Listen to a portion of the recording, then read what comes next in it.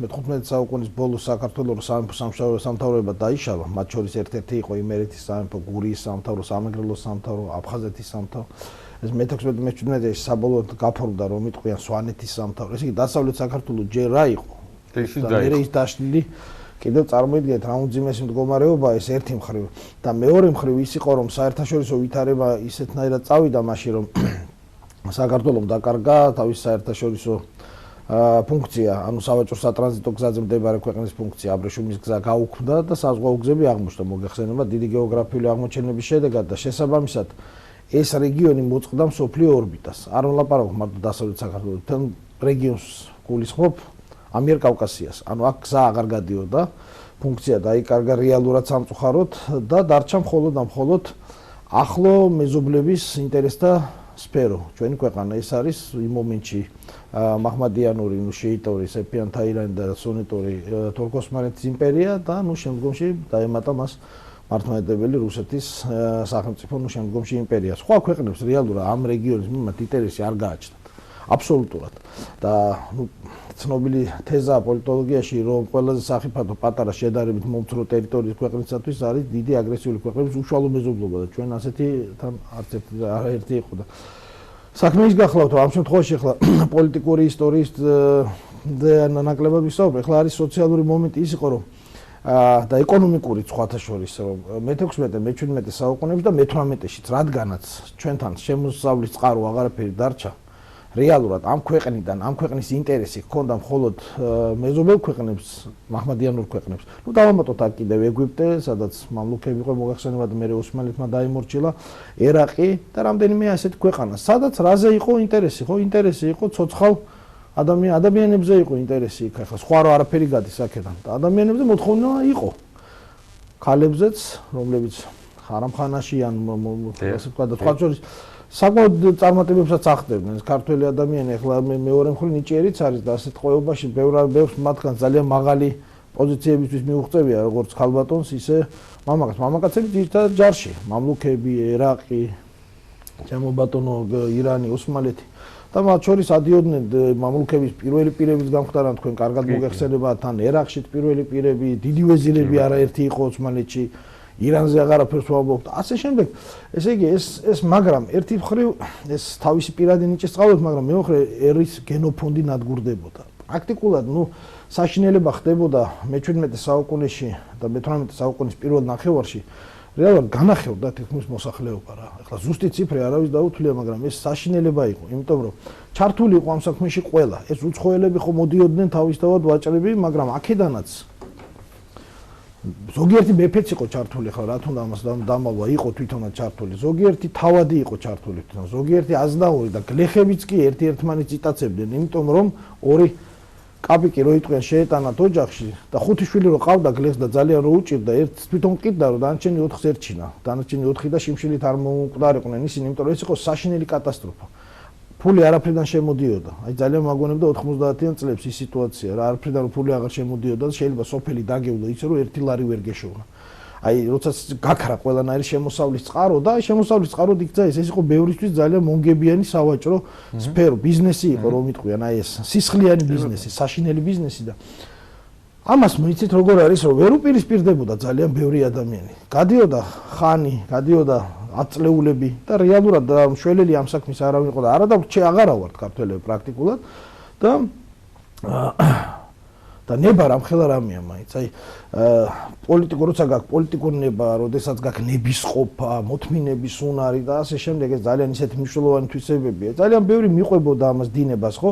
და მათ შორის სოლომონ პირველის მამაც, რომელმაც ვერაფერი მოუხერხა, ალექსანდრე მეხუთე იყო იმერეთის მეფე. სხვა შორის ერთი რამეც უნდა აღვნიშნო, რომ დაახლოებით ერთი საუკუნის განმავლობაში არაერთი რა 10-ზე მეტი მეფე გამოიცვალა. არასრული ერთ საუკუნის მანძილზე და ამათ შორის უმეტესობა ჩამოაგდეს ტახტიდან, მოკლეს დასავლეთ საქართველოში. ისეთი ქაოსი იყო, სრული ანარქია იყო. საუკუნეების მანძილზე ვერავინ რო ვერ იკადრა არაბაგრატიონმა ტახტის დაკავება, მაშინ გაბედა აბაშიძემ ერთხელ, გაბედა დადიანმა, გაბედა გურიელმა, იმერეთის სამეფო ტახტი ხო ბაგრატიონები იყო. აი ესეთი ანარქია იყო და აი ამას შეებრძოლა სოლომონ პირველი. ამიტომ არის მისი ღვაწლი, ამიტომ გავაკეთე ეს ექსკურსი, რომ კიდევ უფრო მეტად დაფასდეს ამ ადამიანის ღვაწლი, რომელსაც შაუმავლობამ დიდი უწოდა. დიდს მთავრობის ბრძანებით არ არქმევს ხალხი და განკარგულებით მოგეხსენებათ საგანგებო ედიქტით. დიდს არქმევს ხალხი, ასეთადად აღმაშენებელს ბრწყინვალეს. დიდი იმიტომ უწოდა სოლომონს, რომ სწორედ აი თავისი საქმეები მისმა ღვაწლმა გამოაჩინა ეს ადამიანი. მას შეძლო თავის თავში ეპოვა 17 წლის ავიდა ტახტზე. 1752 წელს. და ეპოვა ძალა ამ 17 წლის ყმაწვილს პატარა ბიჭს, რო იტყვიან, რომ დაპირისპირებოდა აი იმ ადამიანებს, რომელსაც მანამდე ყველა ბერკეტი ხელთ ეპყრათ. აქ და მათ შორის, ნუ ახლა ალბათ იცის ჩვენმა ტელემაყურებელმა ვინც არის შევახსენო, მათ შორის მისი ოჯახის წევრები იყვნენ. მისი უახლოესი სანათესაო იყო, ეს იყო მისი ბაბუა, დედის მამა ლევან აბაშიძე, დიდი თავად. ესე ფაქტობრივად ეს ლევან აბაშიძე მართავდა სოლომონის მამას თავის დროზე, პრაქტიკულად ის უნებისყოფო კაცი იყო ეს ალექსანდრე მეხუთე, ეს იყო რეალური გამგებელი და ეს იყო მთავარი ვაჭარი აი ამ ტყვეებით. და მისი ვაჟი გედეონ აბაშიძე სოლომონის ბიძა და ამ საქმეში ჩართული იყო სოლომონის დედაც, თამარიც. ეს საშინელი მოვლენა იყო და აი არ გინდა ახლა დაუპირისპირდე ამათ ამხელა მონსტრს და ამხელა კლანს, რომელიც პრინციპში გიკრავს ხელფეხს, თან ათესავია, თან ოჯახის წევრია. როგორია? და ამას დაუმატოთ იქ გურიელი ჩართული იყო ამ საქმეში, ჩართული იყო როსტომ რაჭის ერისთავი, ჩართული იყო მთელი თავისი ოჯახი და ასე შემდეგ, ანუ ყველაზე გავლენიანი თავადები. და შეძლო ამ კაცმა და დაუპირისპირდა. სხვა შორის რომ ავიდა ტახტზე და როდესაც მან განაცხადა, რომ ის იბრძვის აი ამ მანკიერი მოვლენის წინააღმდეგ, რასაც ტყვეთასყიდვა ქია, მას აუჯანყდა, შეთქმულება მოუწყეს და გააქციეს. ის წავიდა ახალციხის საფაშოში და შეძლო იქიდან დაერწმუნებინა ფაშა, რომ იმ ეტაპზე და კომუნ კარგი დიპლომატიც იყო სხვათა შორის, რომ იგი არაპირებდა მათ თურქეთის წინააღმდეგ წასვლას და ესენი პირველ ეტაპზე დაამარცხა, მაგრამ თანდათან ცოტა რომ ფეხი მოიკიდა ტახტზე. ის უკვე ოსმალეთს ღიად დაუპირისპირდა. ანუ ოსმალეთს დაუპირისპირდა რით, რომ ტყვეთასყიდვა იწყებს ამის აკრძალვისათვის ბრძოლას და ბუნებრივია ის იმხელა ბიზნესი იყო. რომ ბოლო კვანძი უკვე სტამბოლში მიდიოდა, იმიტომ რომ რეალურად ტყვეები საიდან გადიოდა ჩვენგან ახალციხიდან, სადაც იყო ახალციხის საფაშო და იქ იყო ერთ-ერთი საყრდენი პუნქტი და მეორე პუნქტი იყო ფოთის ფაშა მართავდა უკვე მე-18 საუკუნის 20-იანი წლებიდან 25 წლიდან, სადაც ასევე ერთ-ერთი საყრდენი პუნქტი იყო და ეს ორი პუნქტი გადაკეტა ამან რეალურად ჩვენმა მეფემ სოლომონმა და აქედან გამომდინარე უკვე სულთანი ჯარს გზავნის საწინააღმდეგოდ. უკვე სერიოზული სამხედრო კამპანია ეწყობა და შესაბამისად აი აქ ყველაზე საინტერესო ის არის რომ მიიღებს მონაწილეობას და ვინ მოუძღვის წინ ამ თურქთა ლაშქარს, მისი ბაბუა და მისი ბიძა ლევან აბაშიძე და გედეონ აბაშიძე. ისინი იღებენ მონაწილეობას აი ამ ლაშქრობაში და ალბათ ყველას სმენია ცნობილი ხრესილის ბრძოლა დღევანდელი ტყიბულის მუნიციპალიტეტში 1757 წელს 14 დეკემბერს, ისი დეკემბერში იყო რამდენიმე დღეში არის ასე ვთქვათ საიუბილეო თარიღი ასევე და სასტიკად დაამარცხა სოლომონმა მტერი და მისი ბაბუა ეს ლევან აბაშიძე მოღალატე, მოდი პირდაპირ ვთქვათ ეს სიტყვა და არა მარტო მისი ოჯახის, არამედ ერის მოღალატე დაიღუპა ამ ბრძოლაში, ხოლო ბიძა დააპატიმრა, ტყვედ ჩავარდა და თვალები დასთხარა მოღალატეს. ნუ დედა რა თქმა უნდა არ დაუსჯია, მაგრამ მონაზვნად აღკვეცა და მას შემდეგ მასთან კონტაქტი აღარც ჰქონია. ანუ რეალურად მოდი შევაფასოთ ახლა ამ სიტუაციაში აი ეს მომენტი, რომ მას შეძლო ერთი მხრივ რომ ქონოდა ნებისყოფა იმისი, რომ ყველაზე მნიშვნელოვან კლანს დაპირისპირებოდა. ეს ძნელია, ძალიან ძნელია და დღევანდელობაში ძალიან რთულია. დღევანდელობაშიც. მოდი თქვა გულწრფელად რა, ძალიან ხშირად ადამიანი მიყვება დინებას და არ ძალუც იმის და უმეტეს შემთხვევაში მოდი ესეც ვთქვა, რომ დაუპირისპირდეს გაბატონებულ აზრს, დაუპირისპირდეს გაბატონებულ რაც უნდა მანკიერი იყოს ეს. იმიტომ რომ მე ვერ გამოვასწორებ, მე რა გავაკეთო. და აი ამას მოყვა ის შედეგად, რომ სოლომონმა ამის შემდეგ, როდესაც თურქები დაამარცხა, მე ერეკლესთან და თეიმურაზთან ხელშეკრულება გააფორმა 58 წელს და 59 წლის 4 და 5 დეკემბერს გამართა საეკლესიო კრება. ეხლა თქვენ ბრძანეთ მას ის მოწვევა ამ შემთხვევაში ის დაეყრნო საეკლესიო იმ იერარქებს, რომლებსაც მეფის ხელისუფლების გაძლიერება სჭირდებოდათ. ისე როგორც დავითი თავის დროზე დაეყრნა გიორგი ციგრუმბართუხუჭერწყონდი და იოანე კათალიკოსი, რომელიც მისი პოლიტიკის მომხრე იყო. აქაც ესე იყო ეკლესიაში, მისი მოწინააღმდეგეები იყვნენ და მომხრეები. და სწორედ მათზე დაყრდნობით გამართა, თორემ მოწინააღმდეგე უპირველეს ყოვლისა თვითონ კათოლიკოსი იყო, დასავლეთ საქართველოს მაშინ ალბათ იცით ჩვენმა ტელემაყურებლებმა სამწუხაროდ ისე იყო მაშინ რომ დაიშალა ქვეყანა ეკლესიურადაც მოხდა ეს განყოფა და დასავლეთ საქართველოს თავისი კათოლიკოსი ჰყავდა, ეს იყო და რა საინტერესოა. მანამდე გადადიოდა თანამდებობები პრაქტიკულად აი ამ მემკვიდრეობთ ამ ძლიერი როგორც დავითის დროს. ამ ძლიერი ფეოდალების ხელში ვინ იყო კათოლიკოსი სოლომონი რო გამეფდა, ვინ იყო და როსტომ რაჭის ერისთავის ძმა ბესარიონი. ხო ბესარიონი როსტომის წინააღმდეგ რამეს გააკეთებდა? არაფერს გააკეთებდა, ის მისი სოლომონი ხომ არ იყო, მისი სახლი კაცი იყო. შესაბამისად ეს მანკიერი პრაქტიკა ეკლესიაშიც გაბატონებული იყო სამწუხაროდ. ძალიან ისინი თვალს ხუჭავდნენ ამ შემთხვევაში, ძალიან ბევრი მათგანი და გარი გამოთქმა რომ უპატრონო ეკლესია შეშმაკები დაპატრონებიანო და აი ამას ჭირდებოდა მოვლა, ამას ჭირდებოდა პატრონობა და სოლომონმა თავისი მტკიცენების ყოფი და იმ საეკლესიო იერარქებმა რომლებიც მაშინ დაწინაურდნენ და მათ შორის იყო სოლომონის ძმა რომელიც კათოლიკოსი გახდა შემდგომ ეკლესიის, ეს არის მისი ძმა იოსები.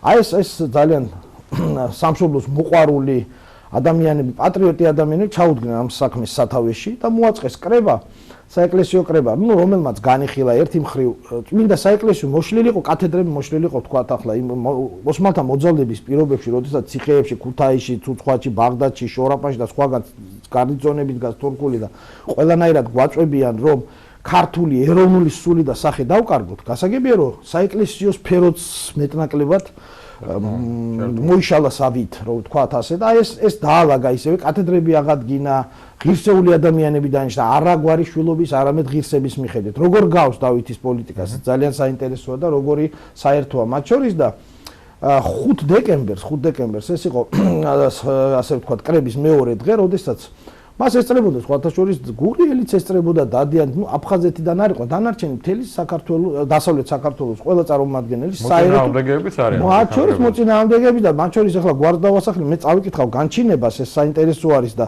შესაბამისად საბოლოო ხო, რადგანაც 5 წუთი გვაქვს, სწორედ კი ბატონო. მაშინ აი სწორედ უნდა წავიკითხოთ ეს განჩინა, ვიცოდეთ ჩვენმა ტელემაყურებელმა პირობის წიგნი, რომელიც დაუდეს დიდებულებმა სოლომონს აი ამ დღეს მიიღეს გადაწყვეტილება, ეს წერილობით გაფორმდა და აი რა პირობა მისცეს სოლომონს 1759 წლის 5 დეკემბერს იქაურმა დასავლეთ საქართველოს დიდებულებმა. აი წავიკითხავთ. ესე მტკიცე შეუცვალებელი ელით წერილი მოგართვით თქვენ მეფეს სოლომონს, მე დადიანმა კაციამ, ეს მისი ცოლის ძმა იყო, სოლომონს მისი დაყავდა ცოლად მარიამი. მე გურიელმა მამიამ, ერისთავმანა როსტომ, რაჭის ერისთავი საუბარ. წულუკიძე ერთობით წერეთელმან, ერთობით მიქელაძემ, ერთობით აბაშიძემ, ერთობით ნიჟარაძემ, იაშვილმან, ლორდ კიფანიძემ და ერთობით იმერმან, დიდმან და მცირემან, ოდიშარ ლეჩხუმთა, ერთობით ოდიშარმან, დიდმან და მცირემან, გურულმან, დიდმან და მცირემან. ასე რომ ახალციხის ფაშამ ასეთი საშინელი და საზარელი სიტყვა შემოგვითვალა. ტყვეს თუ არ გაყიდი, არ იქნებაო, გაყიდით არ იქნებაო. ახლა ამაზეც ასე ერთ პირობით დაგვიმტკიცებია, რომ სანამდის პირში სული გვიდგას, ეს საქმე ჩვენგან არ იქნეს.